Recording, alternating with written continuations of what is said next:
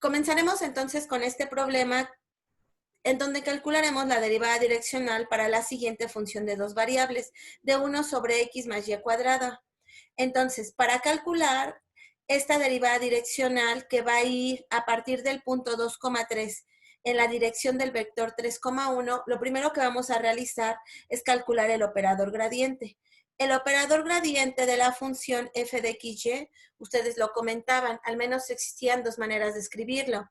Primera manera, la derivada parcial de la función respecto de x, componente yésima, más la derivada parcial de f respecto de la variable y, componente jésima, ¿cierto, no? En donde nosotros veíamos que la derivada parcial respecto de x de la función f de xy, ¿a qué va a ser igual? A la derivada parcial respecto de x de 1 sobre x más y cuadrada. Muy bien, para derivar esa función de dos variables, ¿qué voy a utilizar, chicos? Primero, puedo utilizar la regla del cociente en donde consideramos que la parte del numerador es una constante, ¿verdad?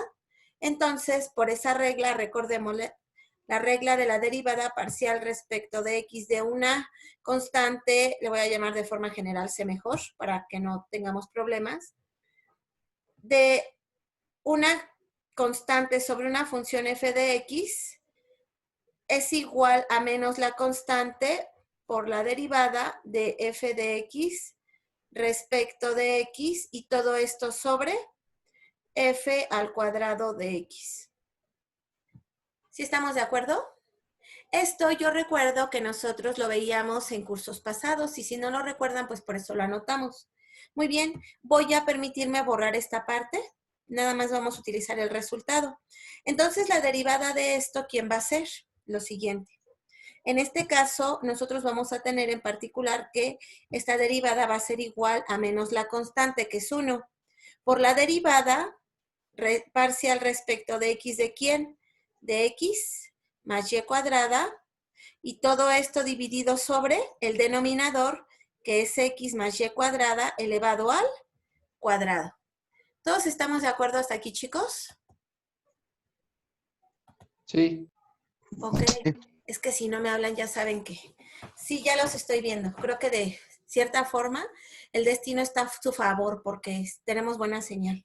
Muy bien, ahora, ¿cuánto vale la derivada parcial del numerador, chicos? Recuérdenme, porque ya ven que me da de pronto Alzheimer y no sé derivar ni parcialmente. 1 1.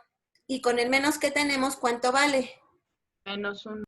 Muy bien, menos 1 sobre x más y al cuadrado elevado al cuadrado. ¿Hasta aquí todos estamos de acuerdo?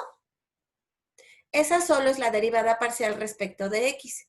Pero recuerden que a nosotros se nos solicita ¿qué?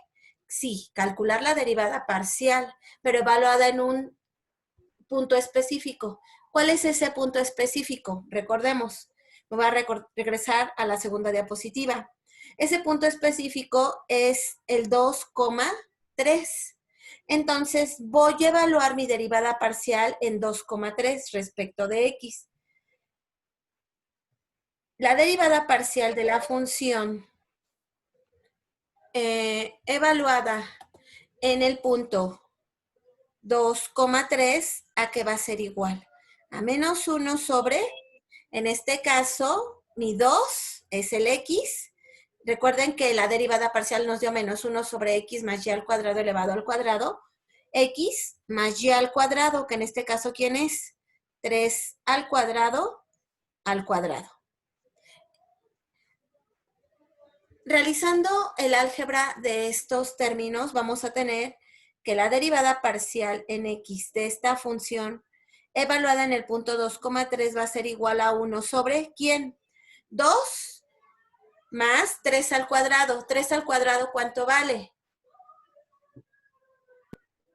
No los escucho. 9. Más 2. 11.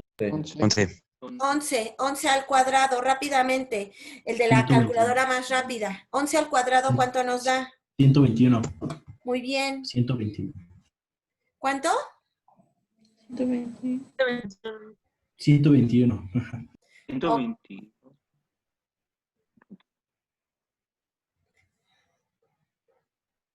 ¿Sí estamos de acuerdo, chicos? Sí, profe. Sí. Ok, y eso sería justamente solo una parte de lo que es nuestro operador gradiente. Recordemos que para calcular el operador gradiente, ¿qué debemos de calcular? La derivada parcial respecto de y también. Entonces calculemos la derivada parcial respecto de y. Para ello, ya me voy a ir más rápido y ya al final voy a evaluar en el punto 2,3. Esto va a ser igual a menos la constante, que en este caso es 1, por la derivada parcial respecto de y. ¿De quién? De x más y cuadrada, y todo dividido sobre ¿quién? El denominador, que es x más y cuadrada elevado al cuadrado. ¿Todos me van siguiendo? Sí, profesora. Muy bien, gracias, Sí. gracias. Una vez que ya especifiqué cómo vamos a obtener la derivada, derivo al numerador respecto de y. ¿Cuánto vale la derivada del numerador respecto de la variable y, chicos? 2y. 2y. Muy bien, y con el menos sería menos 2y. Y esto no hay que olvidarlo, que al final lo tenemos que evaluar en el punto 2,3. Muy bien, menos 2y sobre ¿quién? Sobre x más y elevado al cuadrado, evaluado en 2,3. Esto entonces, al final, al evaluar en el punto 2,3, ¿cuánto me da? Menos 2 por 3, ¿qué me da? Menos 6. Dividido sobre ¿quién? Creo que mejor si lo pongo, ¿verdad? Por si alguien de pronto... Menos 2 por 3 se distrajo o se le fue la señal. Sobre x, que en este caso es 2, más 3 al cuadrado, elevado al cuadrado. Es decir, algo que nos ayudó del ejercicio pasado es que aquí nos vamos a tener menos 6 sobre ¿quién? 121. 121. Muy bien, gracias. Menos 121. Entonces ya tenemos tanto la derivada parcial respecto de x como la derivada parcial respecto de la variable y, por lo que nosotros ya podemos calcular a nuestro operador gradiente. Muy bien, ¿quién es el operador gradiente? Recordamos, el operador gradiente de la función f evaluada en 2,3 es igual a la derivada parcial en x evaluada en 2,3 componente y-ésima más la derivada parcial respecto de y evaluada en 2,3 componente j-ésima. Pero de acuerdo a lo que acabamos de ver, a lo que acabamos de calcular hace unos minutos, ¿cuánto vale la derivada parcial respecto de x de esta función? De regreso, si no lo recordamos. Nosotros Menos encontramos... 1 entre 121. Menos Gracias. 1 sobre 121. Menos 1 sobre 121. Miren, hay quienes iban así. Perfecto. Menos 1 sobre 121 componente y-ésima. Más la derivada parcial evaluada en la componente j-ésima, perdón, la derivada parcial de y con componente j-ésima en el punto 2,3, que es menos 6 sobre 121. Y entonces nosotros, ¿qué obtenemos? Menos 6 sobre 121 componente j-ésima. Voy a apagar mi cámara, chicos. ¿Hasta aquí todos estamos de acuerdo? Chicos. Muy bien, chicos. Sí. ¿Alguna duda hasta aquí? No, ninguna. Ay, perfecto. Muy bien. Todavía no hemos terminado el problema porque yo les decía que tenemos que calcular la derivada direccional, ¿verdad? Entonces, calculemos la derivada direccional. La derivada direccional de la función evaluada en 2,3, recordemos que es el producto punto del operador gradiente evaluado en 2,3, producto punto con el vector u. Pero observemos que era algo que nos decían teóricamente, que nuestro vector u tiene que ser unitario, ¿verdad? Entonces, De hecho, creo que hasta ahorita no habíamos calculado ninguno. ¿Ese su vector está unitarizado? Pregunta para todos. Sí. Si no lo recuerdan, no se preocupen. En este caso, nuestro vector es 3,1, ¿verdad? Yo les preguntaba, ¿ese vector está unitarizado? ¿Qué significa que un vector esté unitarizado? Recordemos, que es tener al vector dividido sobre su Magnitud. magnitud. Y si eso les da 1, entonces significa que el vector está unitarizado. Aquí de una vez yo les voy a comentar, este vector no está unitarizado, chicos. Y como no está unitarizado, ¿qué es lo que voy a hacer? Unitarizarlo. Y para ello, entonces, propongo, sustituyo el valor de b. En este caso, b es 3,1, entonces esto va a ser igual a 3,1 dividido sobre ¿quién? Sobre la raíz cuadrada de 3 al cuadrado, que es 9, más 1 al cuadrado, que ¿cuánto vale? 10. Entonces, de esa forma, ese vector sí ya está unitarizado. ¿Estamos de acuerdo? Sí. Sí, profesora. Ok, entonces ya puedo calcular mi derivada direccional. Mi derivada direccional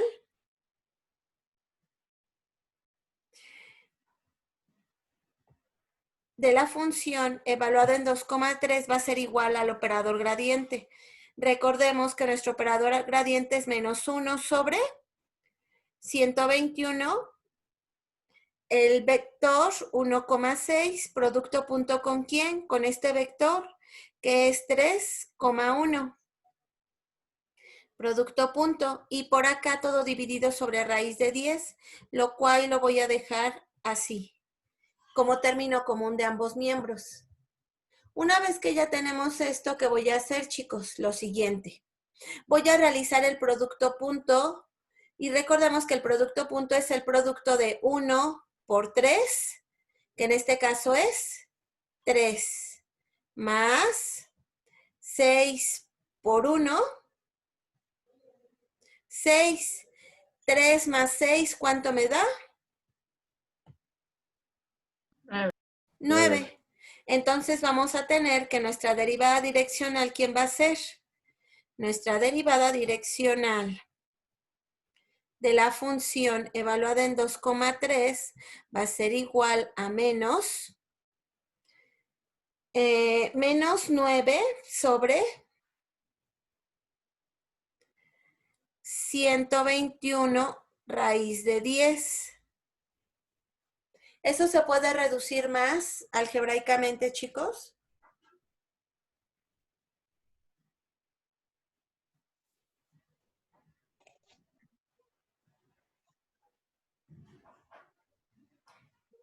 ¿Sí se puede reducir más?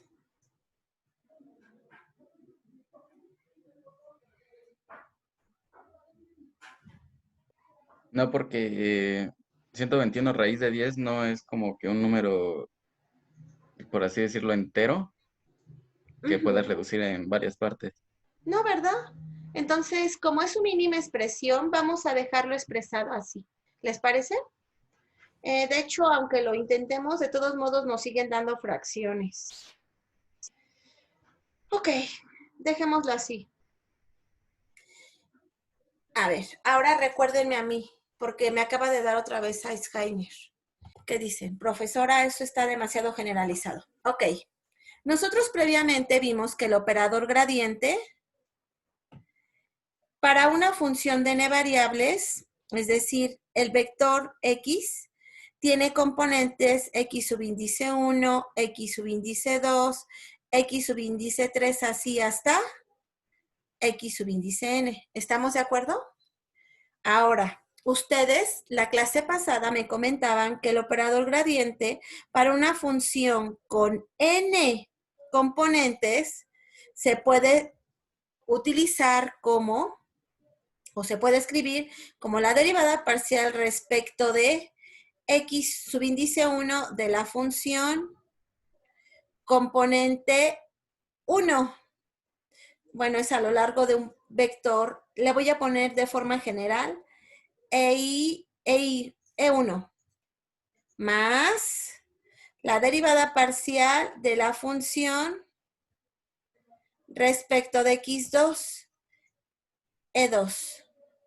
Y así consecutivamente hasta la derivada parcial de xn de la función con argumento x e a la n. ¿Sí estamos de acuerdo? ¿Chicos? Sí, profe. Ok. Esto que acabo de escribir aquí, ¿qué resulta? Resulta ser que se puede escribir toda esta sumatoria en términos de sumatoria en forma general como lo que yo les decía. Observen, es la suma desde I, que va desde el subíndice 1 hasta N, de la derivada parcial respecto de xy, y aquí en vez de poner I, le voy a poner el vector unitario E subíndice I. Acá me faltó E2, así hasta N, donde EI representa justamente a cada una de estas direcciones unitarias, ¿ok? Ahora sí ya quedó más claro la nomenclatura más general que estoy utilizando. Sí. Muy bien, ustedes me decían, pero es que este operador gradiente yo lo entiendo como una razón de cambio. Sí, efectivamente es una razón de cambio. ¿Por qué, chicos? Por lo siguiente. Porque si ustedes recuerdan de cálculo de una variable, una de las interpretaciones de la derivada era que era una razón de cambio, ¿cierto o no? Pero aquí no tenemos una derivada únicamente, sino ¿cuántas? N. N derivadas parciales. Y al tener N derivadas parciales, entonces tenemos razones de cambio en cada una de esas direcciones a lo largo de la componente E subíndice 1, en este caso, a lo largo de E1, E2, E3, en los distintos vectores unitarios, ¿sí estamos de acuerdo? Entonces sí, el operador gradiente es una razón de cambio en ese sentido. Muy bien. Vamos a leer un poquito qué es lo que nos menciona Denis Hill respecto del operador gradiente, y efectivamente habla de un máximo y un mínimo, pero vamos a entender por qué. Este es el libro de Denis Hill, no recuerdo si se los compartí en la biblioteca, pero si no, les comento, lo subiré en los siguientes días, y nos dice lo siguiente: interpretación geométrica del operador gradiente. Aquí dice a continuación. Muy bien. Me van a ayudar ustedes a leerlo porque de pronto, ya saben, me da Alzheimer. Por favor, Brian, ¿me ayuda a leer el primer párrafo? Zavala Ortega, Brian, Maestra, por favor. interpretación geométrica del gradiente. Procediendo como antes, sea f de x, y, z igual a c. Ay, perdón. Está correcto, está leyendo bien. Perdón.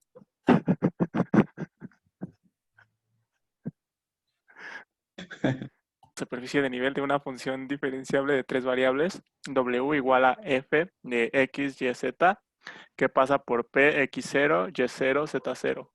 Si las funciones diferenciales x igual a xt, y igual a yt y z igual a zt son las ecuaciones paramétricas de la curva C sobre las superficies para las cuales x0 es igual a xt0, y0 es igual a yt0, z0 es igual a zt0. Entonces, por 3 de la sección 13.5, la derivada de f de xt, yt, zt es igual a c con respecto a t es, y es, ¿cómo dice eso? Derivada parcial de f respecto de x. Ok, derivada parcial de f respecto de x, por dx de t más derivada parcial de f respecto de y por dy de t más derivada parcial de f respecto de z por dz sobre dt igual a 0. Y queda derivada parcial de f respecto de x por el vector y más derivada parcial de f sobre no, respecto de y por el vector j, más derivada parcial de f respecto de z por k, por diferencial de x por t, no, perdón, derivada de x con respecto de t por i, más derivada de y respecto de t por j, más derivada de z respecto de t por k igual a 0. Ok, muchas gracias, Brian. A ver, vamos a ver, chicos. Vamos a entender esta parte. Observen. Aquí tenemos esto previo a la ecuación número 3. De hecho, lo estoy anotando en color rosita. Esta ecuación nos indica cómo nosotros podemos reescribir el operador gradiente. Bueno, en particular, ahorita van a ver, vamos a llegar a la derivada direccional. Como la derivada parcial de f respecto de x por la derivada parcial de x respecto de t, suponiendo que su función original de 3 variables, x, y, z, donde x, y son las variables independientes y z una dependiente, a su vez están parametrizadas respecto de t. Muy bien. Entonces, para derivarlas, ocupa la regla de la cadena a esa función. ¿Qué nos dice la regla de la cadena? Que es la derivada de la función parcial respecto de x por la derivada total de x respecto de t. ¿Por qué total? Total se pone, o este símbolo de se pone, cuando nuestra variable, en este caso x, solo depende de una a su vez. En este caso, ¿de quién depende? De t. Por eso se le pone total. ¿Y cuándo se ocupa parcial? Cuando tenemos que f depende de una, dos o más variables, ¿ok? Una vez entendido esto, entonces, al obtener el diferencial, obtenemos derivada parcial de f respecto de y, derivada total de y respecto de t, derivada parcial de f respecto de z, por la derivada de z respecto de t igual a 0. O, lo que es lo mismo, se da cuenta el autor, que nosotros ya lo habíamos visto, que esto se puede expresar como el producto punto entre quién. Observen, esto que aparece entre paréntesis, ¿quién es? El operador gradiente. Esto que aparece aquí en el segundo paréntesis después del producto punto, ¿quién es?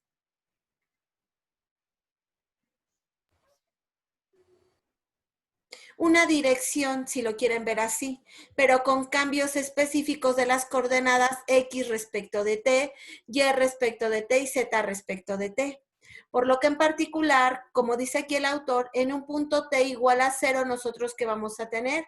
Lo siguiente. Vamos a tener que el producto punto entre el operador gradiente y ese vector que le llama derivada es igual a 0. Ahora bien, aquí viene el punto medular. Observen qué es lo que dice del operador gradiente, que cumple una condición de vital importancia para las aplicaciones. ¿Qué va a pasar con el operador? Por favor, Amairani, ¿me lee este párrafo, por favor? Entonces, 4 muestra que cuando la derivada de r, cuando de t0 es diferente de 0, el vector gradiente de f de x0, y0, z0 es ortogonal al vector tangente de la derivada de r de t0, puesto que este argumento se cumple para cualquier curva diferenciable que pasa por P, X0, Y0, Z0 sobre la superficie.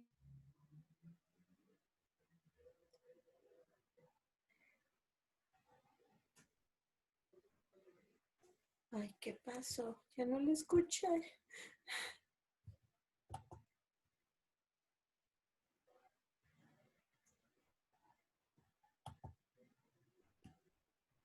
Ok, creo que se trabó mi internet, Amairani. Ay. Sí, ¿verdad? ¿Sí me Sí, creo que escuchan? sí. Apenas. Ok, se fue mi internet. Muy bien, chicos. Yo creo que el día de hoy, debido a esta situación, solo les voy a dar 1 hora de clase. La otra clase, lo que voy a hacer es grabarla y la voy a subir, ¿ok? La otra hora de clase voy a grabarla y voy a subir porque así como que no fluye. Muy bien, observen. Entonces, el operador gradiente va a ser ortogonal al operador tangente. Esta función, que ahorita voy a colocar en color rosa, va a ser un operador tangente a la superficie. Va a ser ortogonal, de hecho, de forma general, déjenme decirles, que este operador gradiente, que era lo que yo quería que vieran, va a ser ortogonal o normal a cualquier superficie que ustedes estén estudiando, que es lo que dice a continuación aquí el texto.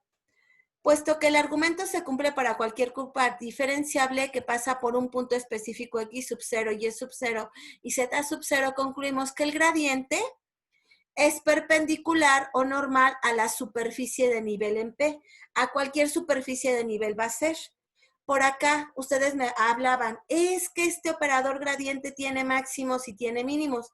¿Recuerdan que sus compañeros lo comentaban? Sí, tiene máximos y tiene mínimos. ¿Por qué?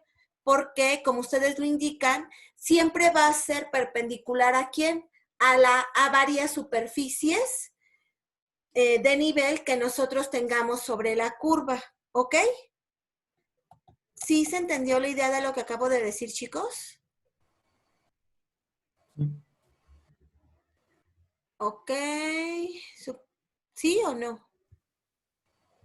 Sí.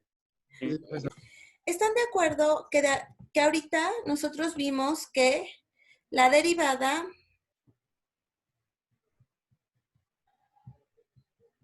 es igual a quién? Al producto punto del operador gradiente de la función, bla, bla, bla, producto punto con U.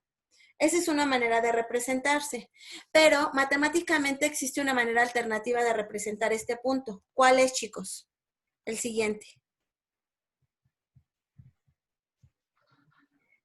Multiplicado por U, por la magnitud de U, más bien es la magnitud de cada uno de los vectores.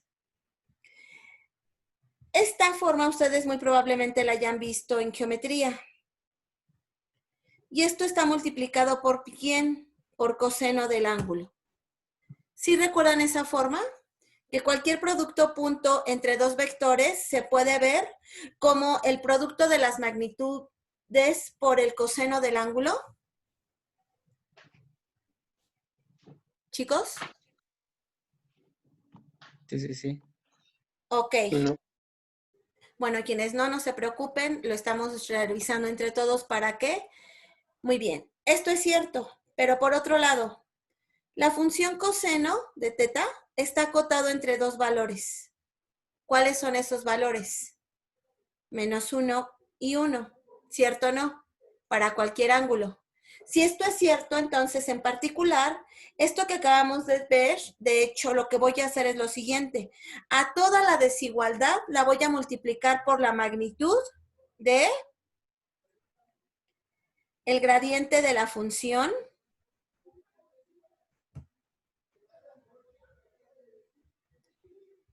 por la magnitud del vector U. ¿Ok?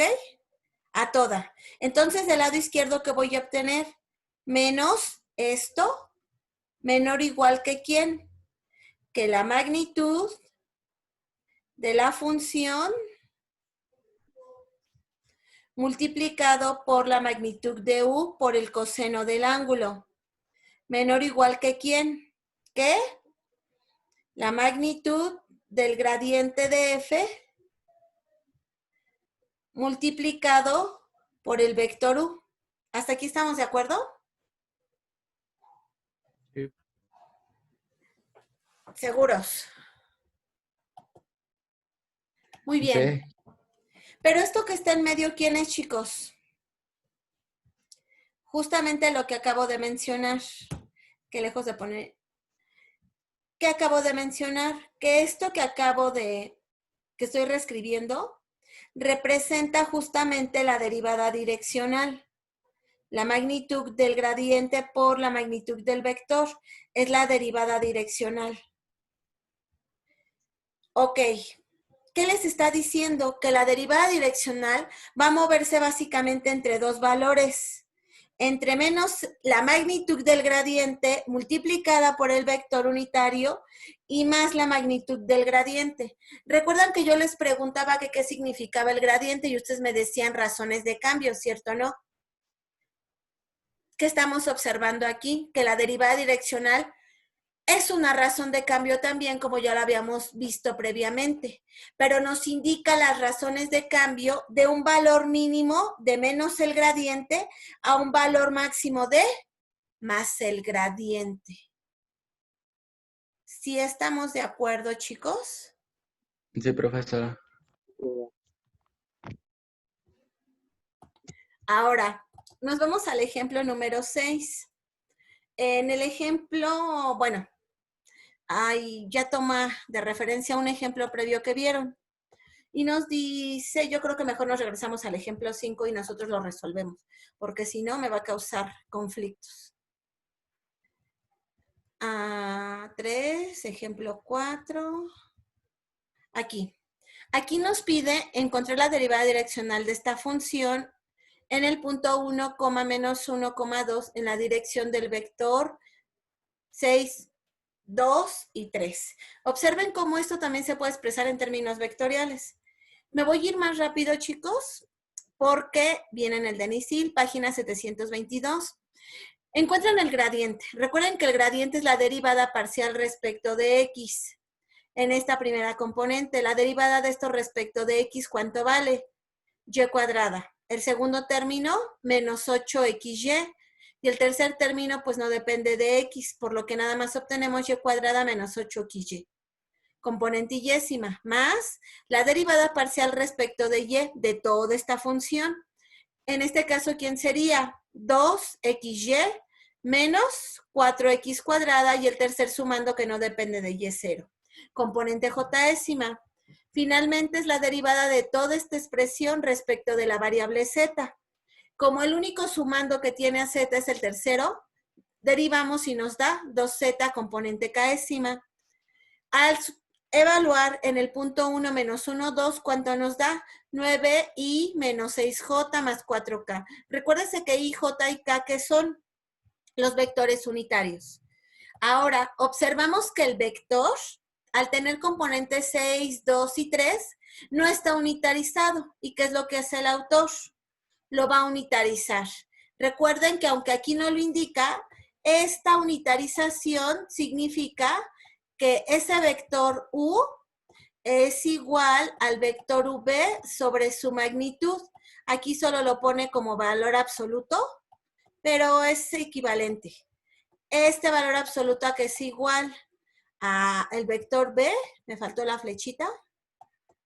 Importantes las flechas, ¿eh? Sobre la raíz cuadrada de ¿quién? En nuestro caso, de 1 al cuadrado, que es 1. 6 al cuadrado, ¿que cuánto es? 36. ¿Sí están de acuerdo? Sí, profesor. Más 2 al cuadrado, que es 4. Más 3 al cuadrado, que es 9. Y esto, al sumarlo, ¿cuánto nos da? 36 más 9 más 4. 49. 49. Raíz cuadrada de 49 nos da 7. Por lo tanto, aquí ya dice que es esto. El vector unitario es 6 sobre 6 séptimos, componente yésima, 2 séptimos, componente jésima y 3 séptimos, componente késima. Y por lo que obtiene que su derivada direccional va a ser el producto punto de ambos. Me voy a saltar este pasito. Al final comprueban que vale 54 séptimos. ¿Todos de acuerdo? Sí. Muy bien. Sí. Ok, ya que entendimos esto, entonces regresamos al punto donde nosotros habíamos deducido. La pregunta o la afirmación, de acuerdo a lo que estamos viendo aquí, de que la derivada direccional se encuentra acotado entre menos el valor absoluto de menos el gradiente y más el gradiente, es el siguiente. Nos dice que entonces la derivada direccional en este punto va a ser máxima, ¿dónde? En la magnitud del gradiente. Calcula la magnitud del gradiente. ¿Cuánto le da? Raíz de 133. Pero ¿dónde la derivada direccional va a tener un valor mínimo? En menos la raíz de 133. ¿Sí estamos de acuerdo, chicos? Sí. Sí, profe. Muy bien. Ok.